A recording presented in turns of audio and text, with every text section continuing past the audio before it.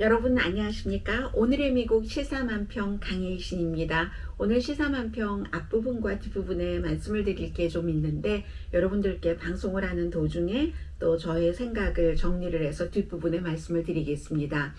먼저 그동안 시사만평을 여러분들께 전해드리면서 아주 여러 번 유튜브로부터 경고가 아니고 이제 경고보다 약간 약한 주의를 받았는데요. 그 내용이 뭐냐면 유튜브가 생각하고 있는 코로나 바이러스에 대한 것과 저의 방송 내용이 맞지 않는다. 저는 이게 기계로 됐기 때문에 잘못 판단을 한 것이라고 생각은 하고 있습니다만 제가 어필을 했어도 유튜브에서 받아들여 주지 않아서 한 가지의 에피소드를 시사만평과 관련해서 삭제를 당했습니다. 그런데 그동안 여러 번 이 시사만평에 대해서는 뭔가 유튜브가 문제를 삼았고 제가 어필을 해서 전부 그런 것들이 복원이 됐는데 이번에는 복원되지 않았고 그 이유는 코로나 바이러스에 대해서 오히려 저의 방송 내용과 반대되는 이유로 삭제를 했다는 답을 받았습니다. 그러니까 제가 특정 이런 것은 질병통제국에서 승인되지 않은 겁니다. 하면은 안 됩니다라고 말씀을 드렸던 그것이 바로 유튜브도 원했던 것인데 제가 그 반대로 방송을 했다는 거예요. 그게 아니죠. 다 알고 계실 거예요. 무슨 특정 기생충 약을 제가 홍보를 했다던가 H로 시작되는 그런 약을 홍보를 했다던가 오히려 반대면 반대였지. 그럼에도 불구하고 굉장히 많은 사람들이 유튜브에서 활동을 하고 있기 때문에 그 모든 것을 사람이 일일이 판단을 할 수도 없고 사람의 판단도 완벽하진 않지만 기계에 의해서 자동 판단이기 때문에 이런 일이 있을 수 있겠구나 하고 생각을 해서 글쎄요, 시사만평을 어떻게 해야 될지 잘 모르겠습니다. 그리고 또 시사만평을 하면서 제가 늘 느꼈던 것 가운데 하나가 여러 번 방송 중에 말씀을 드렸습니다마는 시사만평이라는 시사만평가가 그릴 수 있는 것이 한정되어 있기 때문에 그 미국의 시사만평을 본다는 것 자체는 좋지만 그 이슈에 있어서는 한정적이라고 할까요? 한 주일에 일어났었던 중요한 일들을 정리를 한다는 데에서는 조금 미흡함을 느끼기도 했습니다. 자주요. 아무튼 오늘 방송을 하면서 마지막으로 좀 정리를 해서 말씀을 드리겠습니다. 이번 주 시사만평이 가장 많이 그린 것은 페이스북입니다. 그래서 아버지가 아들에게 얘기를 하고 있죠. 페이스북이 물론 의회에서 내부 사람이 페이스북이 어린이들에게 미국의 민주주의에 해가 됩니다. 안전하지 않다는 걸 알면서 아이들이 그냥 몸매만 예쁘게 해야 된다고 페이스북 계열 회사인 인스타그램에 사진을 올리게 하는 그런 것을 부추기고 가짜 뉴스가 판을 쳐도 돈 버는 데만 급급해서 그런 것을 페이스북이 잘 잡지도 않았습니다.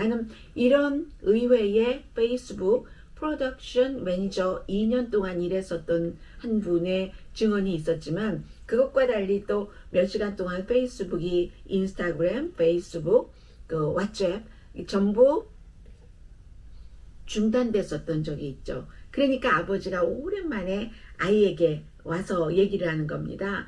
인스타그램과 페이스북이 다운됐으니까 Can I have your attention?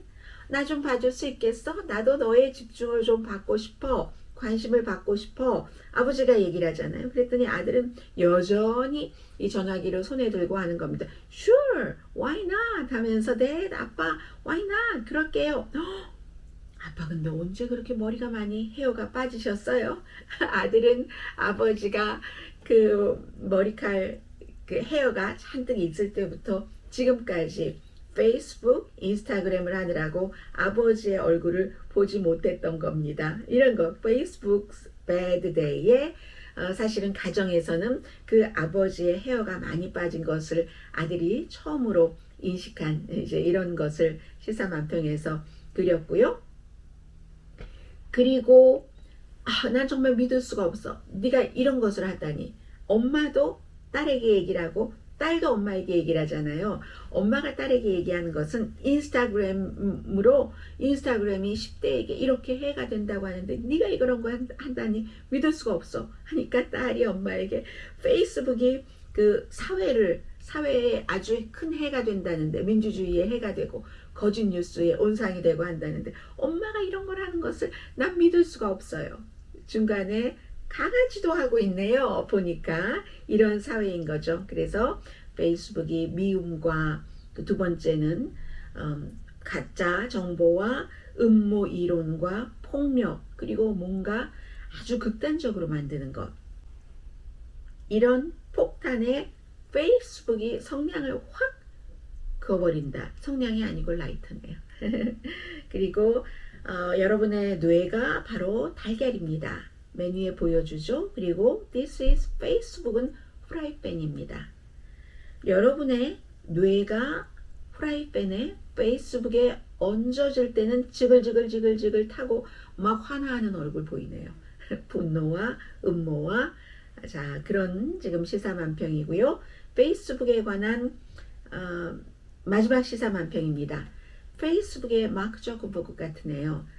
뭐 샴페인 잔을 기울이면서 Who knew? Hate was so 이윤적이라는 것을 미움, 헤이트로 돈을 엄청 많이 벌 수 있어 하는 것을 나 말고 페이스북 말고 또 누가 할까 하니까 건너편에서 손을 드네요.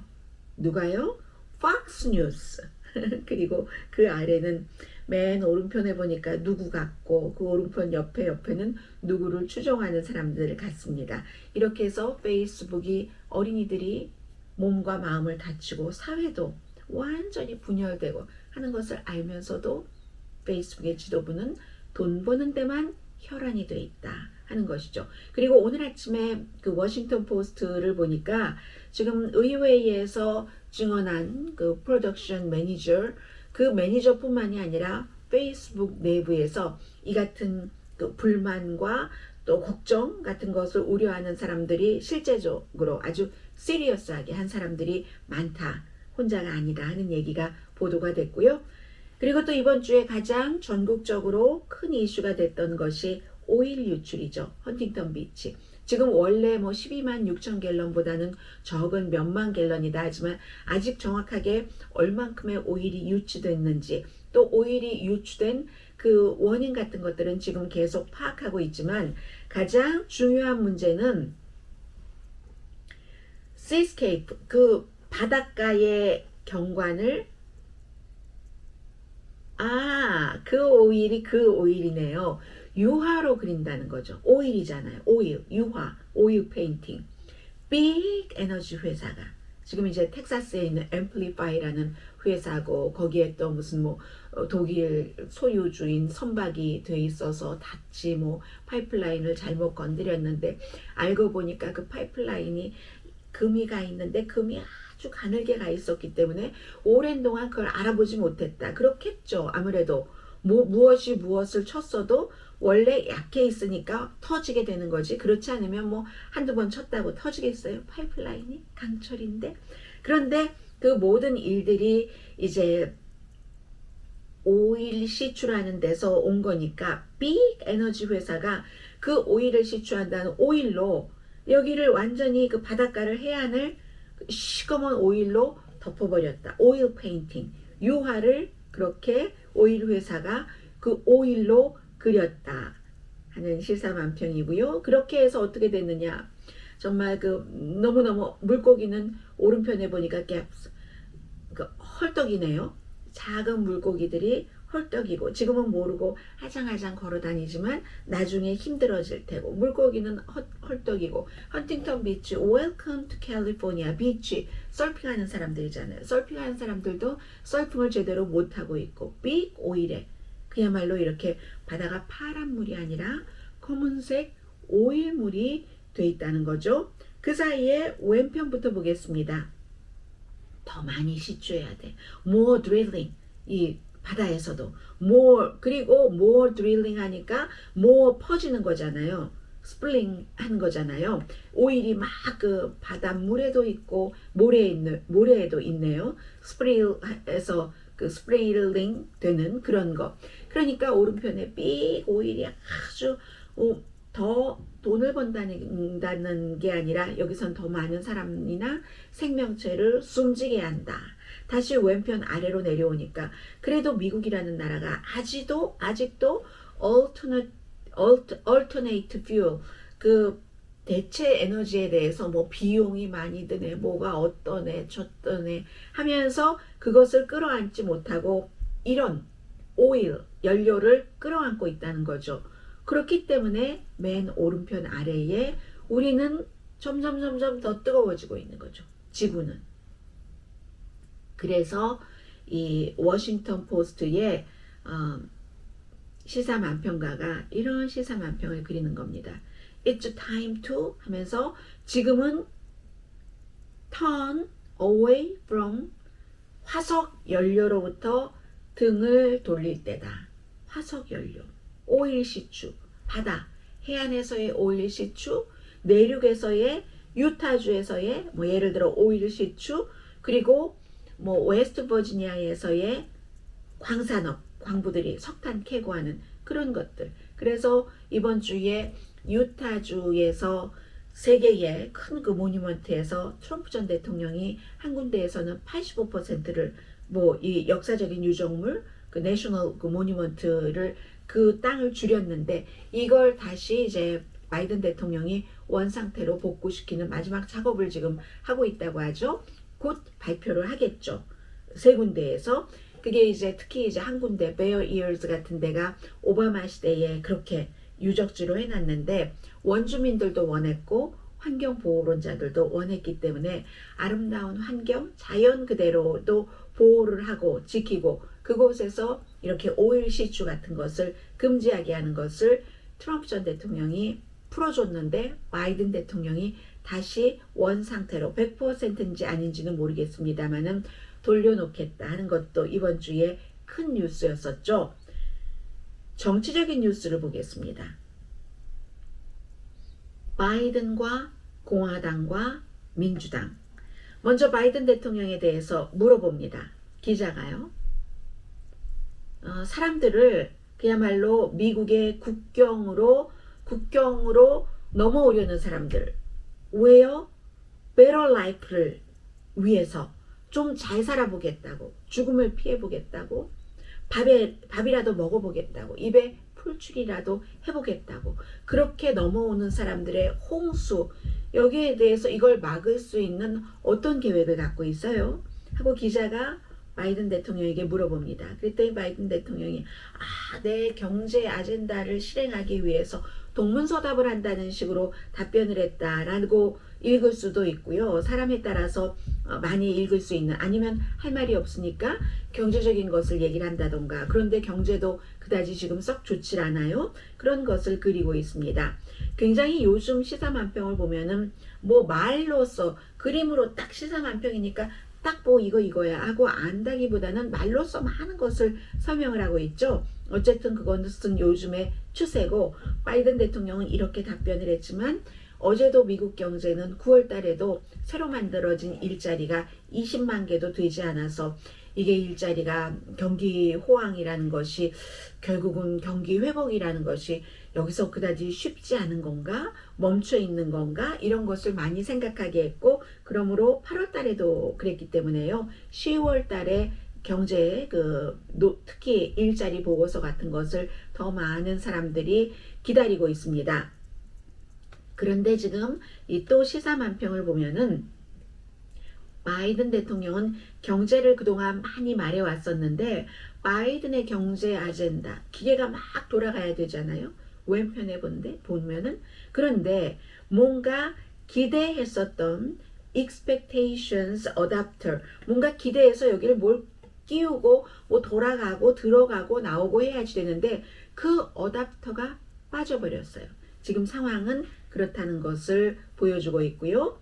사실은 이번 주에 가장 중요했었던 뉴스는 미국이 빚으로 살아가고 있는 나라인데 이 빚 상한선 올리는 것을 올려주지 않으면 10월 18일이 되면 국가 부도 위기죠. 그러면 부도니까 크레딧이 나빠지고 일반 국민들도 뭐 자동차를 리스나 사려고 하셨던 분들, 집, 모기지 페이먼트 전부 이자율이 올라갈 수밖에 없고 미국 신용도 크게 내려가고, 이런 위기 상황에서도 지금 이것은 그 전에 그려진 거예요. 왜냐하면 그 목요일날 밤에 이것이 타결이 됐기 때문에 딱 누가 보더라도 공화당의 미치 맥코넬 상원 원내대표입니다. 그냥 아주 한가하게 오른편 옆에는 소프트 드링크가 있고 큰 통에 팝콘을 드시고 계시네요.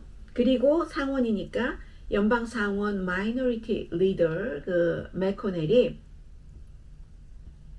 미국이 채무 불이행으로 가는 것을 가만히 보고만 있네. 뭐 팝콘 먹으면서 강 건너 불구경하듯이 보고 있다 하는 그런 겁니다. 그런데 데드라인 직전에 타결이 됐죠. 미국의 많은 정치적인 문제가 이렇게 데드라인 직전에 타결이 되긴 됩니다. 결국은 이제 미치 맥코넬이 힘을 써서 뭐 가까스로 일단 12월 3일까지는 정부가 돌아갈 수 있도록 연방 정부가 빌릴 수 있는 빚의 상한선을 올려주는 거 4,800만 달러 정도 올려주는 그런 것들을 이제 승인을 했습니다. 승인을 했는데 이게 그렇게 되면은 되도록표로 돌아간다는 얘기입니다. 12월 초 되기 전부터 계속 연말이고 하는데 뭐 민주당 바빠질 테고 공화당 바빠질 테고 공화당은 그러면서 가능하면 민주당은 무책임하게 돈만 빌려 쓰는 당이야 하는 것을 국민에게 말하기를 원하는 것이고 민주당도 공화당의 협조 없이 다른 형태로 뭐 이런 것을 해결해 나갈 수 있는데 그렇게 하고 싶지는 않은 거죠. 협조하지 않는 당이라는 꼬리표를 달고 싶지 않아서 그러므로 민주당은 공화당 화합하지 않는 당으로 보이고 싶어하고 공화당도 민주당 화합하지 않고 혼자 처리하는 당으로 보이고 싶어하고 그렇게 해서 내년 대선에서 공화당은 많은 것을 이뤄가겠다는 것이고 현재로서는 민주당이 집권당이기 때문에 이런 일들이 잘 되고 있지 않을 때는 야당보다는 여당이 비난을 많이 받습니다. 민주당에 대한 지지도도 내려갔고 또 바이든 대통령에 대한 지지도도 지금까지 취임 이후에 최저 어떤 것은 38%도 나와요. 45%도 나오고 한 40% 정도가 적당하게 그 중간에 어디인가인 것 같은데 지금 이런 것들을 하면서 화합하지 않는다. 이거 12월 달 되면은 또 큰일 납니다. 그래서 이 같은 시사만평이 나오는 거죠. 텔레비전을 보니까 뎃 실링이잖아요. 상한선, 빚상한선 올리는 거. 만약에 지금 집에 비가 새고 있어요. 천정에 구멍이 뻥뻥 뚫렸죠. 와이프와 아내와 아이의 머리에 전부 양동이로서 물을 받고 있습니다. 사방팔방에 물이 지금 흘러내려오고 있죠. 하면서 남편이 아내에게 얘기를 하네요.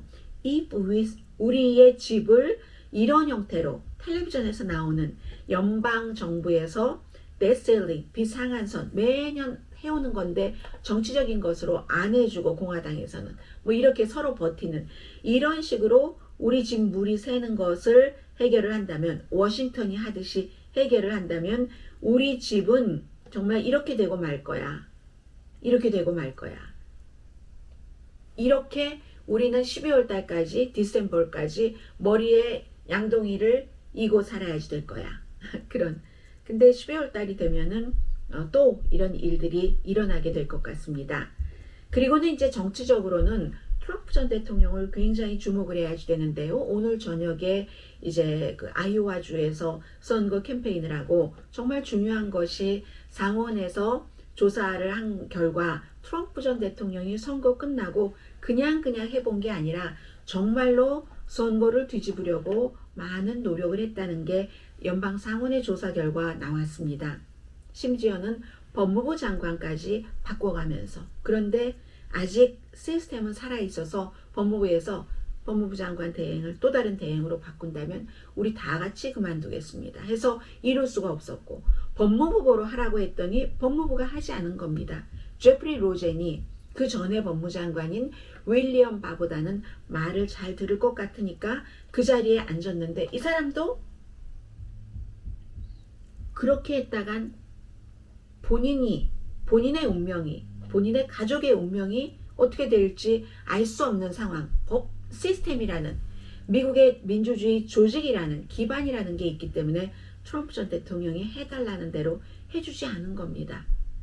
그렇게 해서 결국은 안 됐고 그 뒤에 연방 법무부에서 하질 못하니까 각 주정부에 하라고 조지아주에 어느 주에 했는데 그 주의 총무처 장관들도 거의 공화당이었어요. 할 수가 없었던 겁니다. 그 사람들도 지금도 트럼프 전 대통령이나 공화당을 지지를 합니다. 그러나 그 일을 책임자로서 본인이 했다가는 본인이 죽어야 돼요. 생명을 내놓겠습니까? 더군다나 그 생명을 내놓는 것이 나라를 구하는 것이 아니라 나라를 완전히 가라앉히는 것인데, 그렇게 한 공화당 총무처 장관도 없었기 때문에 트럼프 전 대통령은 선거 결과를 본인이 원하는 쪽으로 가져가지 못했던 겁니다. 원래 선거 결과 그대로 바이든 대통령이 당선될 수밖에 없었던 겁니다.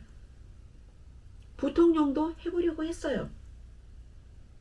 마이크 펜스도. 그런데 할 수가 없었죠.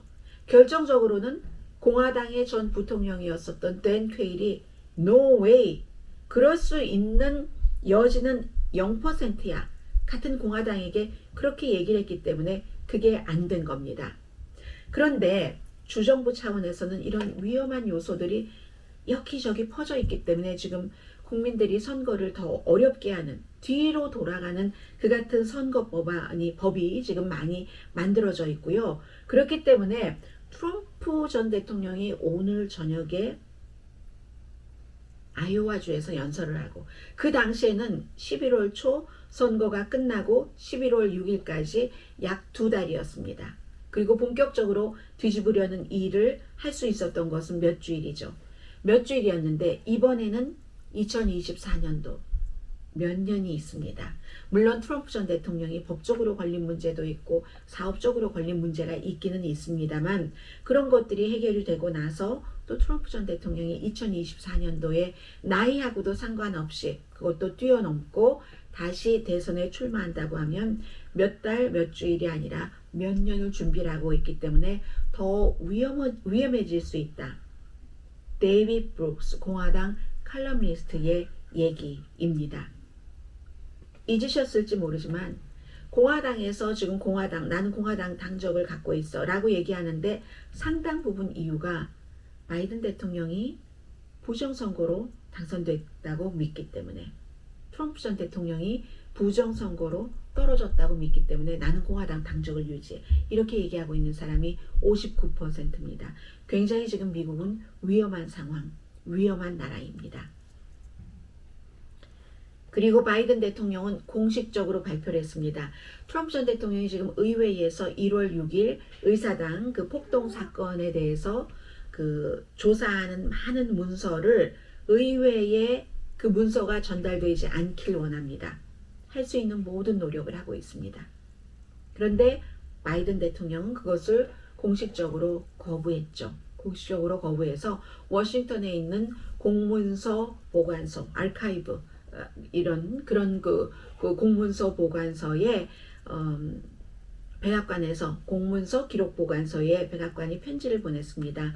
트럼프 전 대통령이 의회에 여러 가지 그날에 관한 자료 주지 말라 하는 것, 트럼프 전 대통령의 뜻대로 되지 않도록, 이렇게 해서 이 의회에 관한 폭동 조사도 있고 하지만 어쨌든 트럼프 전 대통령은 여러분들께서 아무리 더 이상 듣고 싶지 않아요 라고 말씀을 하시더라도 저는 뉴스하는 사람 입장에서 위험한 그리고 위험하고 파워풀한 인물입니다.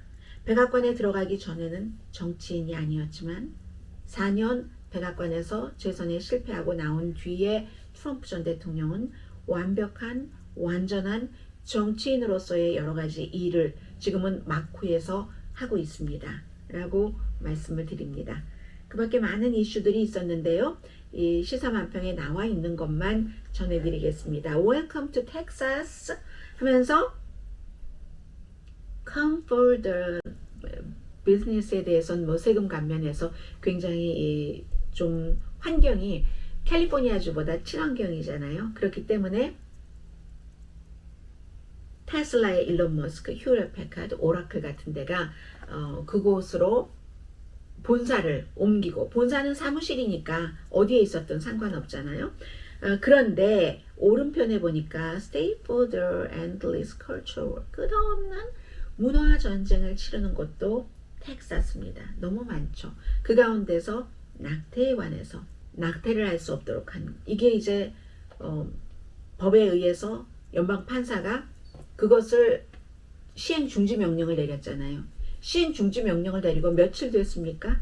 어젯밤에 텍사스의 그 항소법원에, 제5항소법원이죠. 텍사스니까 주 검찰총장이 이건 아니다. 이게 왜 연방 판사는 그것을 시행을 일단 중지하라고 명령을 내렸냐면 연방 법무부에서 헌법에 위배된다.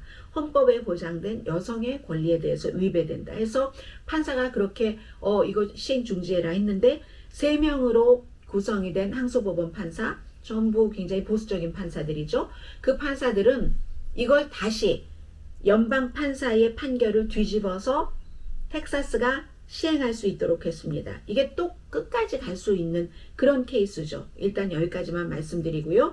연방 법무부에 화요일 5시까지 또 여기 항소 판결에 대한 것에 대해서 또 답변을 하라 라고 얘기했으니까 연방 법무부도 여기서 끝나지 않겠죠. 이렇게 텍사스가 투표법, 낙태법, 여러 가지 문화 전쟁이 끊이지 않는 곳이 텍사스, 이민에 관해서도 마찬가지고요. 그리고 또 하나는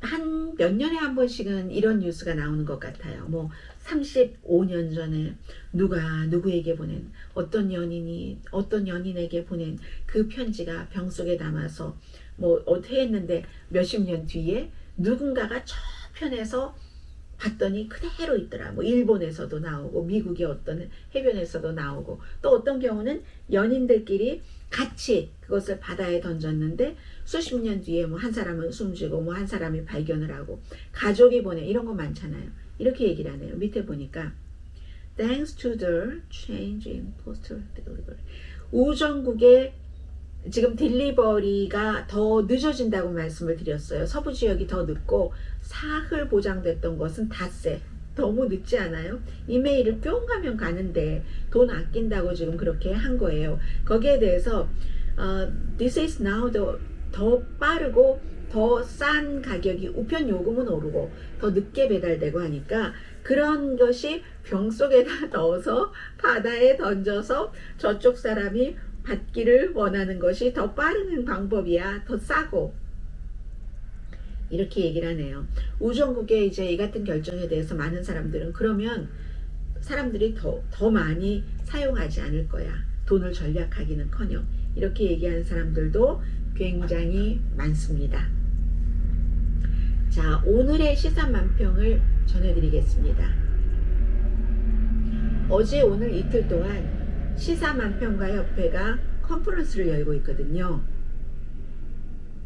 이번에 컨퍼런스는 온라인으로 열고 있습니다. 그런데 이 미국의 시사만평가가 점점 줄어들고 있습니다. 지금은요, 풀타임, 좀 이름 알만한 그런 시사만평가는 40명밖에 안 됩니다. 40명 정도밖에 안 됩니다. 어쩌면 한국에서 이 방송을 보고 계시는 분이라면 알려진 시사만평가가 40명이나 된다고? 인구가 많잖아요, 미국은. 그리고 신문의 역사도 굉장히 오래됐잖아요. 뉴욕타임즈, 워싱턴 포스트가 1800년대부터 신문을 만들었잖아요. 그러니까 그렇게 비교를 하셔야지 되고, 이 40명은요, 뉴욕타임즈 그리고 몇십 년 뒤에 워싱턴 포스트가 만들어질 때 그때의 신문사들이 고용했었던 시사만평가의 숫자보다도 적습니다. 비슷하거나 적습니다. 이 정도로 시사만평가들이 점점 줄어들고 있고, 그러니까 당연히 시사만평가 그 컨퍼런스도요, 얼마 전까지만 하더라도 막 대통령들도 메시지 보내고 가고 했거든요. 지금은 거의 재향군인 미팅 중에서 가장 좀 아주 막 활발하지 않은 그런 미팅으로 사람들이 보잖아요. 나이들도 드셨고, 그분들의 리그, 그분들이 생각하는 여러 가지 과거의 추억, 뭐 어떤 그 전후회 같은 거지만 일반인들은 별 관심 없는, 지금 미국의 시사만평가 컨퍼런스가 그런 형태로 완전히 죽었다고 보기는 어렵지만 아무튼 뭐 그런 그 이미지라는 거예요.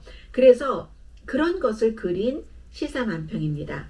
Museum of History 해서 참 민주주의의 어떤 기둥이라고도 할 수 있는 시사만평은 민주주의의 기둥인 건 맞습니다. 그런 기둥이 지금 보니까 박물관에 들어가 계시잖아요. 시사만평가 어떤 분이 Political Cartoonist. 미국도요. 만화에 대한 컨퍼런스 하면 발 디딜 틈이 없어요. 그런데 시사만평에 관한 것은 점점 줄어들었고 제가 1년쯤 됐나요? 이렇게 시사만평을 일주일에 한 번씩 여러분들께 전해드린 이유도 시사만평가들의 아주 척박하게 꼬집어서 사회의 현상을 보여주는 정치계를 보여주는 이것을 여러분들과 공유하고 싶어서 그런데 점점 이렇게 줄어든다는 얘기입니다. 요 몇 년 사이에 엄청 더 많이 지난해보다 올해 엄청 많이 또 줄어들었습니다. 그래서 지금 이 시사만평이 바로 그런 것을 그린 거고요. 지금부터 몇 개 정도는 가장 유명하고 영향력이 있는 과거의 시사만평을 조금 보여드릴 텐데요. 먼저 잠깐 보시고요. 이 시사만평은 뉴욕타임즈의 토마스 네스트라는 분이 그린 겁니다. 1871년도, 1872년일 수도 있겠네요. 그때 그 사건으로 보면은 요즘은 뭐가 막 길게 많이 써 있잖아요. 그다지 길지 않아요. 보면 아래 Who stole the people's money? 누가 사람들의 돈을 훔쳤지? 말해요 하고 뉴욕타임즈라고 옆에 써 있죠. 하면서 딱 보면은 서로 뒤에 보면은 뭐 무슨 컴퍼니 쭉쭉쭉쭉쭉 오면서 다른 사람은 손가락질을 하는데 이게 무엇을 가리키는 거냐면은 1800년대 그때 이제 타미 홀이라고 해서 민주당 아주 오랜 동안 이어졌어요. 타미 홀, 뭐 200년도 더 됐겠네요. 타미 홀이 민주당의 어떤 조직인데, 강한 조직인데, 여기서 돈도 왔다 갔다 하고 힘도 왔다 갔다 하고 하는 그 민주당의 그 조직인데, 이 타미 홀의 멤버들이 그렇게 부정했다는 거예요. 부정부패했다는 것을 뉴욕타임즈의 시사만평가 토마스 네트라는 사람이 그린 건데 이때의 보스가 윌리엄 보스 트윗이라는 사람이 이끄는 그런 것이었는데 그래서 공공의 돈을 누가 돈을 훔쳤는가라고 하잖아요. 그 공공의 돈을 가지고 정부 계약자, 뭐 공무원들 뭐 킥백 주고 이렇게 하고 강탈하고 그렇게 강탈한 돈이 1870년대에 600만 달러였다는 겁니다. 지금 돈으로는 많이 인플레이션을 계산하면 뭐 2억 달러 뭐 이 정도까지 될 수 있다고 하거든요. 그러니까 이 토마스 네스트라는 사람이 특별한 말 없이 서로 거기에서 막 서로 이권을 주고받고 한 사람들이 쟤야 서로 손가락질을 한다는 거예요. 이런 시사만평들이 나오니까 그러니까 바로 이 타미 홀을 이끈 윌리엄 보스 트윗이 이 시사만평가를 토마스 네스트를 매수하려고 했습니다. 뇌물을 주려고 돈도 주고 막 유럽으로 막 여행을 보내고 그렇게 하려고 했죠. 그런데 이 시사만평가 카툰니스트, 아티스트라고 부르겠습니다. 파워풀한 아티스트는 거절했죠. 이런 것들이 굉장히 그 당시에는 많은 힘을 발휘를 했습니다. 요즘은 미국 사람들도 아마 여러분께서 오늘의 미국을 보시는 분들께서 지난 한 1년 동안 시사만평을 보신 것이 미국 사람 누가 본 시사만평보다도 많았을 겁니다. 그리고 나서 이제 리처드 닉슨 시대의 워싱턴 포스트의 시사만평입니다. 이 시사만평은요 무엇을 나타내고 있는 거냐면은 리처드 닉슨이 그야말로 하수구에서 나와서 다시 재선에 나가려고 뭐 어떻게 좀 해보려고 막 하는 그러니까 웰컴 하수구에서 나온다는 것은 얼마나 더럽다는 거예요. Here, he comes now 하니까 사람들이 웰컴 하면서 막 나오죠. 이것도 어떠한 시사만평가가 그린 건데 이 사람의 풀 네임을 말씀드리지는 않겠어요. 아주 유명한 시사만평가가 그린 것인데 헐블럭이라는 여기 써 있죠. 이분이 그린 건데 이렇게 이제 시사만평을 그렸어요. 그리고 또 이런 것도 그렸죠.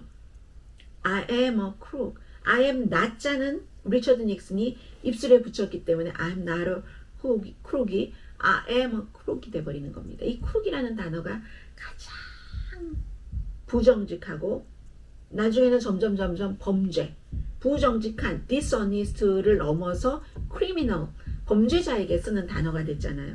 I am not a crook이라고 얘기를 하는데 I am a crook이라고 얘기를 하는 겁니다.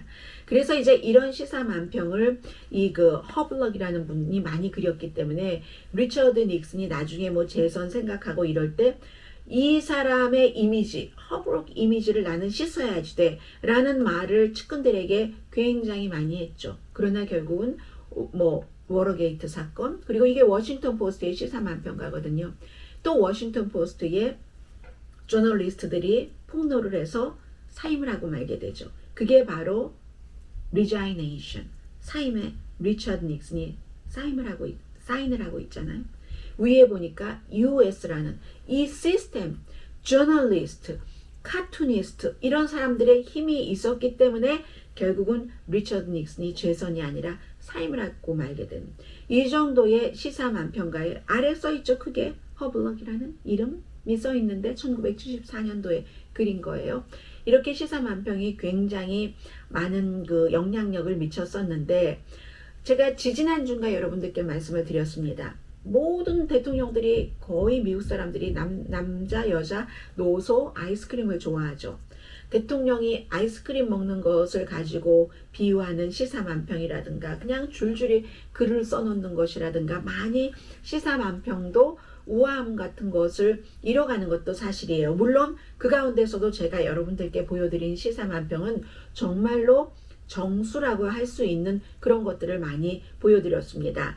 그런데 제가 주말마다 시사만평을 하면서 그동안 수없이 많이 이거 조금 이상해 라는 지적을 유튜브로부터 받아왔습니다. 그때마다 제가 어필을 했죠. 어필을 해서 거의 복원이 됐는데 하나는 7월 10일 것은 저는 거기에 무엇이 그려져 있는지도 모릅니다. 이제 볼 수가 없어요. 그리고 많은 분들은 이런 방송을 하고 뭐 촬영을 하고 하면 보관을 하시지만 저는 보관 안 하거든요. 날마다 새로 들어오는 것들도 너무 많고 그 많은 것들을 보관해서 다시 보는 것도 아니고 또 유튜브에 올려 있고 유튜브에서 이렇게 삭제된다고는 생각을 못했고 어쨌든 너무 많은 분량을 하고 있기 때문에 과거는 과거로 그냥 넘어가고 보는 것이 있습니다. 물론 어디 가면은 한 군데 정도에는 서버 정도에는 있을 거예요. 그래서 저는 7월 10일 무엇이 있는지도 모르지만 분명한 것은 제가 알잖아요. 제가 그런 무슨 이상한 약이라든가 뭐 기생충 약이요. 그런 것을 여러분들께 코로나 바이러스 뭐 드셔야지 된다고 홍보를 했다던가 뭐 백신이 효과가 없다던가 이런 얘기를 했을 리가 없잖아요.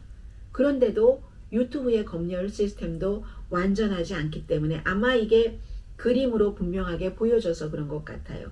누군가가 그런 것을 그렸을 때 거기에 대해서 반박하는 설명을 했겠죠, 제가. 그렇기 때문에 그런 이유가 하나가 있고 그리고 또 하나는 한국 관련이라든가 뭐 세계 관련 중요한 뉴스들도 많잖아요. 토요일쯤이면 한 30분 정도에서 차 마시면서 정리하면 좋겠다. 제가 그런 생각들을 했었는데 그게 이런 형태로 완전히 삭제가 된다면 삭제되고 그 다음에는 이제 그 방송을 할 수가 없게 되거든요. 제가 이 시사만평을 조금 생각을 해봐야지 되겠다 하는 생각이 들어서요. 여러분들께 이런 고민을 말씀을 드리면서 오늘 과거에 찬란했었던 이 시사만평들을 말이 없잖아요. 별 큰 말도 없이 그런 것들을 보내드렸고요. 내일은 아마 제가 스퀴드 게임에 대해서 오징어 게임에 대해서 미국에서는 왜 이렇게 인기고 도대체 뭐라고들 얘기를 하는 거지? 스퀴드 게임의 그 갖고 있는 가치가 뭐지? 전 세계를 들었다 놨다 하는 것은 분명히 대단한 가치가 있는 겁니다. 보신 분은 보신 분대로 아직 안 보신 분들은 안 보신 분대로 한번 생각해 보는 게 좋겠다 싶어서 스퀴드 게임에 대해서 말씀드리려고 하고요. 이 시사만평에 대해서는 고민을 좀 해보겠습니다. 강혜신이었습니다.